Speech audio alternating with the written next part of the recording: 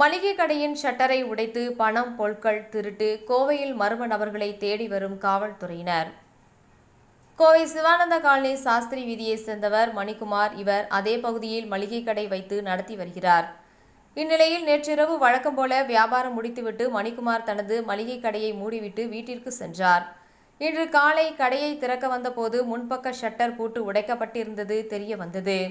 இதனால் அதிர்ச்சி அடைந்த அவர் ஷட்டரை திறந்து உள்ளே பார்த்தபோது கடையில் வைத்திருந்த சுமார் ரூபாய் 15,000 ரொக்கம் மற்றும் சிகரெட் உள்ளிட்ட பொருட்கள் திருடப்பட்டு இருப்பது தெரிய வந்தது.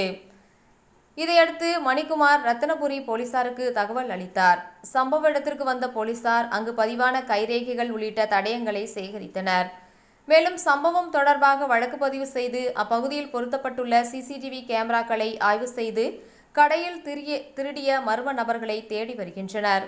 மக்கள் நடமாட்டம் அதிகமுள்ள பகுதியில் நள்ளிரவில் மளிகை கடையின் கதவை உடைத்து மர்ம நபர் கைவரிசை காட்டிய சம்பவம் அங்கு பரபரப்பை ஏற்படுத்தியுள்ளது.